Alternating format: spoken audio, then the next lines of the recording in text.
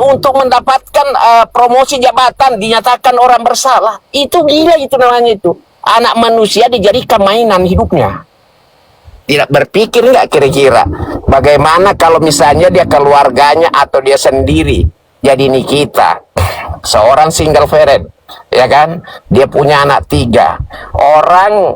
Orang yang nyata-nyata hanya mengungkap suatu kebenaran, mengungkap fakta, mengungkap kejahatan, justru dipidana. Itu logiknya dulu, nggak usahlah orang hukum berpikir gitu. Ya.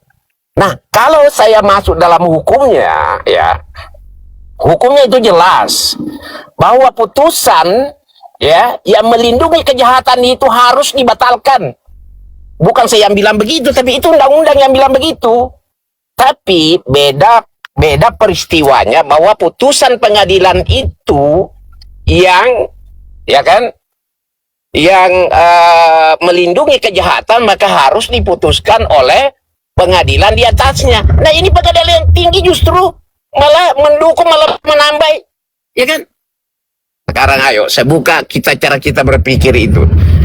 Undang-undang itu mengatakan begini.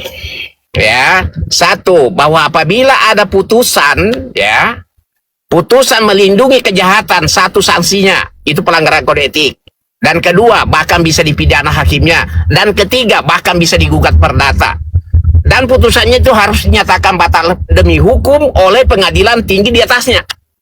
Ya, tapi apa yang Anda lihat? Apa yang kalian lihat itu? Pengadilan tinggi itu justru menambahi. Apa enggak gila? Jadi kalau saya koar-koar, berteriak, bertanya, ya saya dibully silakan aja. Yang bully saya itu otak miring, perlu dicuci otaknya pakai rinso tuh. Kira-kira begitu. Nggak ada kok. Kalau nggak suka sama saya, temui saya, itu aja intinya lah.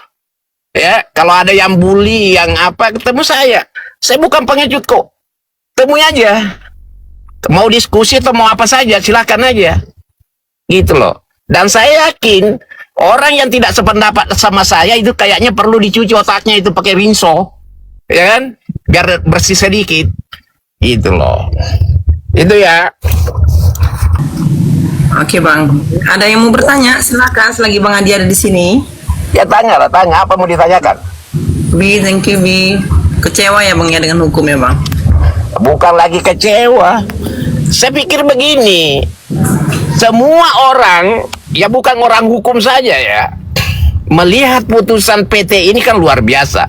Seperti tadi saya jelaskan, bahwa putusan yang melindungi kejahatan itu harus dinyatakan batal demi hukum. Ya, dan pelakunya itu, hakimnya itu melakukan pelanggaran kode etik, dan bahkan bisa dipidana, dan bahkan bisa digugat secara perdata. Coba. Tapi apa yang Anda lihat? Justru hakim ini di PT ini begitu gagahnya membacakan turut serta. Nggak lihat ke matanya itu. Turut serta siapa? Ya wajar dong kalau saya maki-maki mereka. Ya, ayo, kalau nggak suka, ayo kita diskusi di TV lah. Ya, panggil itu hakim 3 itu. Saya mau lihat deh. Ya, iya panggil para ahli itu, profesor ke apakah, banyak doktor di Republik ini, ya kan? Baru diskusi kita, berani nggak dia? Ayo, berani nggak? Ya, itu. Jadi sudahlah. Di Republik ini kalau bertanya, ada pertanyaan bagaimana sih hukumnya nih kita, ya kalau hukumnya tuh baik saja, bagus. Tapi penegak hukumnya ini, ya, tiba-tiba jadi Dracula, penghisap darah, ya, di mana tempat masyarakat itu mencari keadilan, ya, itu seperti itulah kira-kira ya. Jadi ya, sudahlah, nggak usahlah kita banyak debat masalah hukum, pendapat ini kan kasusnya nih kita ini banyak sekali orang-orang yang saya lihat tiba-tiba jadi praktisi hukum dadakan, tapi ilmunya nol besar, ya kan, kerjanya membuli orang, ya kan. Padahal dia tidak punya ilmu. Ayolah kalau mau diskusi sama saya, cari tempat di mana saya yakin diskusi masalah kasus ini. Ya tidak usahlah banyak comel di luar. Nah, juga itu pengacara-pengacara lawan itu begitu gagahnya, begitu apa, yang sudahlah, tidak usahlah gagah-gagahan kayak gitulah. Coba Anda yang megang kasus seperti saya, ya kan? Pelapor yang terlapor yang saudara pegang, bisa nggak seperti saya? Ya kan? Belum tentu, gitu loh. Nah, kalau kita pelapor, itu apa kerjanya kalian? Kan tidak ada. Comel sana, tomel sini, memberikan pendapat hukum kayak paling pintar sendiri, ya kan? Itu semua pekerja rekannya itu dimasuki semua lah, diprotes lah, apalah macam-macam, seakan-akan dia yang paling pintar, senior apa, katanya senior ya, tua umur senior, tapi kalian itu adalah mantan jasa, baru aja jadi pengacara, ya beda dong, ya kan, dengan kita ini yang memang dari awal jadi pengacara puluhan tahun gitu loh ya. Jauh jadi pengacara ya setelah pensiun jadi pengacara, baru gagah-gagahan ngolok-ngolok orang, kode etika aja nggak tahu, kayak begitu ya. Iya bang. Jadi itu yang ingin saya sampaikan sama teman-teman semua ya. Kalau saya orangnya buka-bukaan, saya enggak ini hakim aja. Kalau dia merasa tersinggung, sudah tersinggung lapor, ya kan? Ya kalau enggak mau dipermalukan, karena saya kan bertanya, Anda laporkan, saya lapor aja. Nah, pikirin, iya dah. Iya, betul bang. Itu satu. Dan kedua, ya kalau mau diskusi, ya masuk di stasiun TV mana saja, undang saya. Ya gitu loh. Kalau Anda tidak terima dengan kalimat pertanyaan saya, ya saya akan bertanya. Nah ini kan banyak orang ini tidak ngerti bahasa Indonesia itu. Orang bertanya itu tidak bisa dipidana. Yang dipidana itu adalah pernyataan.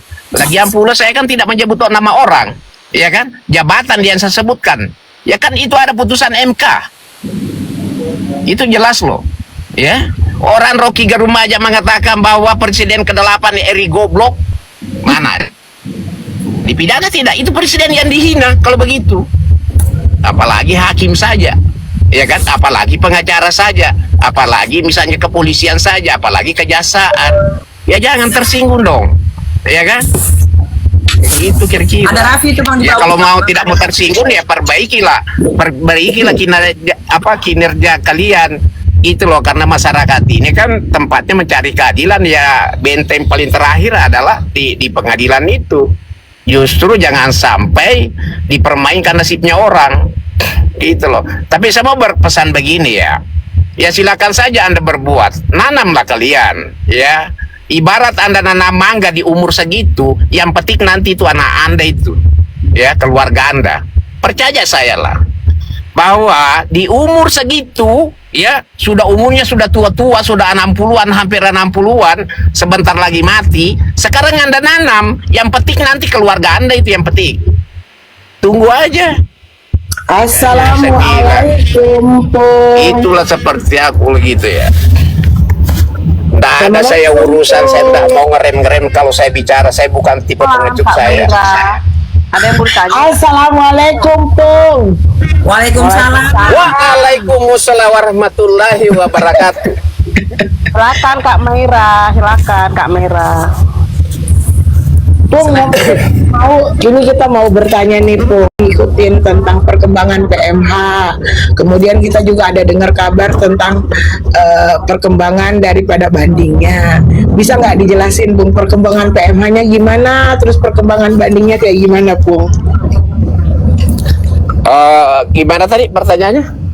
Yang PMH-nya sudah sampai mana, Pung? Kira-kira nanti lanjutnya kemana, kayak gitu? Begini, kalau PMH-nya itu kan sudah pembacaan kemarin, pembacaan ini ya, Tuntutan. gugatan.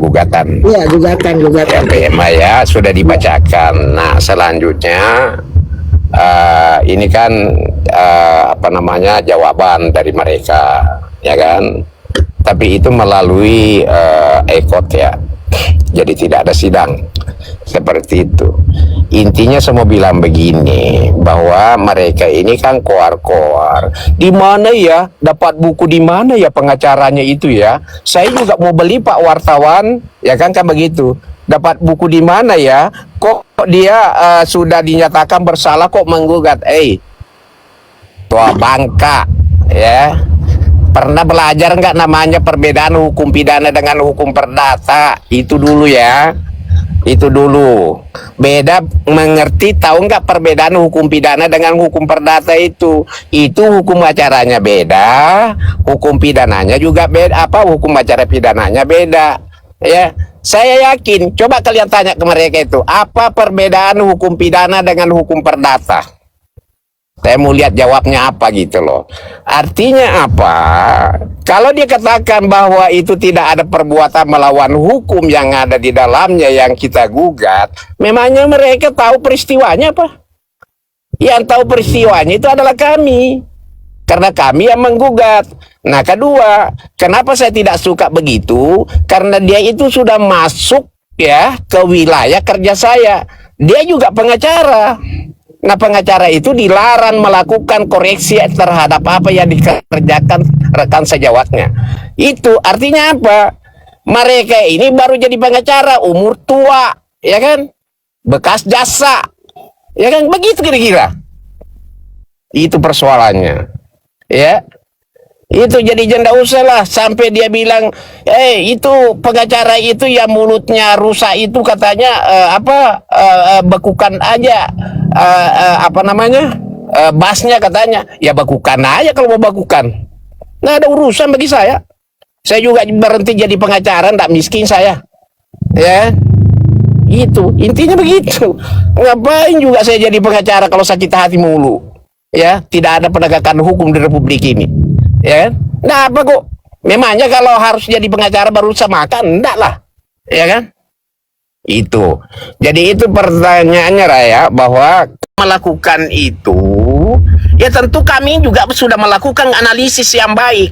Kalau kami tidak melakukan analisis, tidak mungkin kami melakukan upaya hukum. Ya, contoh misalnya ini ya, pidananya ini. Ya tentulah kita paham itu bahwa kalau nih kita ini tidak kasasi, ya sayang sekali. Karena penerapan hukumnya itu di PT ini itu benar-benar amburadul, ya. Coba bayangin ya. Dia begitu bangganya, saya malu melihatnya ya. Membacakan terdakwa Nikita Mirzani terbukti bersalah ya, turut serta melakukan tindak pidana pencucian uang. Ya. Begini kualitas hakim ini rupanya. Masa unsur turut serta saja dia tidak paham? Nah coba, dia hanya mempergunakan satu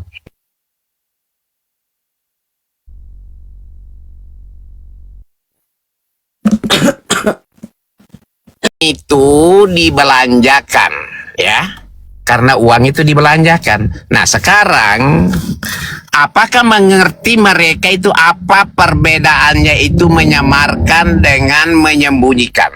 Ayo, ada nggak yang tahu di sini? Apa itu artinya menyamarkan itu? Gimana ya menyamarkan itu? Ya. Apa artinya itu menyembunyikan?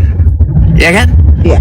Nah, karena dia hakim, maka dia dituntut itu berpikir secara kritis. Katanya S2. S2 itu seorang yang sudah pernah melakukan analisis terhadap teori hukum. Coba bayangin. Sementara dia tidak paham itu apa itu menyamarkan, apa itu menyembunyikan. Coba. Bagaimana mau dikatakan menyembunyikan? Orang yang merasa dirugikan atau merasa korban, dia yang mentransfer, ya. Bukti transfernya juga itu atas nama Nikita. Rumah yang dibeli juga atas nama Nikita. Di mana? Menyamarkan itu apa? Kalau di dalam hukum yang dimaksud itu menyamarkan, contoh, misalnya saya beli rumah, saya kasih tahu atas nama orang lain, ya. Ada pergantian identitas untuk sementara di situ. Itu namanya menyamarkan. Misalnya, saya mau beli rumah tapi saya pakai nomor rekeningnya Ira. Nah, itu namanya menyamarkan. Tapi kalau menyembunyikan, sama sekali tidak ada yang tahu. Itu. Nah sekarang fakta di persidangan itu, yang transfer itu adalah yang mengaku korban. Artinya dia tahu, ya kan? Bukti transfernya juga itu, notifnya juga atas nama Nikita, rumah juga atas nama Nikita. Terus katanya membelanjakan, ya dengan tujuan menyamarkan atau menyembunyikan. Belajar di mana dulu, SD-nya di mana, tamat SD tidak, itu dulu lah, ya kan? Iya, Itu Bang. seperti itu. Iya, Bang. Jadi yang pertama buat PH-nya RG, yang pertama adalah sebelum ada keputusan yang ikra, artinya kan kalau banding itu kan masih ada asas praduga tidak bersalah dan masih terdakwa, berarti belum narapidana ya, dan itu berhak untuk mengajukan gugatan apapun bentuknya. Berarti itu dijamin dengan undang-undang kayak gitu. Jadi hak Nikita untuk mengajukan gugatan, hak Nikita untuk mengajukan banding itu dijamin dengan undang-undang. Jadi kalau misalnya Bapak mempertanyakan, Bapak PH-nya di sana mempertanyakan, kok udah diputus bersalah, kok menggugat, kok dia udah diputus bersalah banding, wajar lah kalau misalnya bapakku ini di atas bertanya, mengerti nggak rekan-rekan PH yang ada di sana itu tentang hukum, mengapa hak seseorang dipertanyakan. Kedua, itu adalah etika profesi, itu saling menghormati sesama PH. Ngomongannya Bapak itu bersikap menggiring, bersikap ikut campur, padahal itu nggak bisa Pak secara etika. Wajar juga kalau di sini bereaksi kayak gitu. Ketiga Bapak, iya. Nah yang ketiga Bapak ya, kemudian ini ada kelemahan daripada putusan daripada hakim di pengadilan tinggi, karena ada dua kata di situ yang dipertanyakan oleh kami dan termasuklah PH-nya Nikita Mirzani. Yang pertama adalah kata turut serta. Kalau di TPPU itu turut serta berarti dia pelaku pasif Pak, sementara ada pelaku aktif. Nah kenapa pelaku aktif ini tidak turut mempertanggungjawabkan secara hukum apa yang dilakukannya? Menjadi pertanyaan itu. Nggak salah dong kalau kita bertanya, mana sih pelaku aktifnya? Kok nggak dihukum? Yang kedua Pak, ada kata menyamarkan. Kalau menyamarkan itu dia melakukan transaksi keuangan itu dengan dengan berusaha untuk menutupi ya kan, dengan transaksi yang rumit. Ini satu kali transaksi kok Pak, transfer kayak gitu. Rumah itu atas nama Nikita, transfer itu ada catatan buat ini transfer atas nama Nikita gitu, buat transaksi Nikita. Bumi Paramawisesa bukan perusahaannya Nikita Mirzani.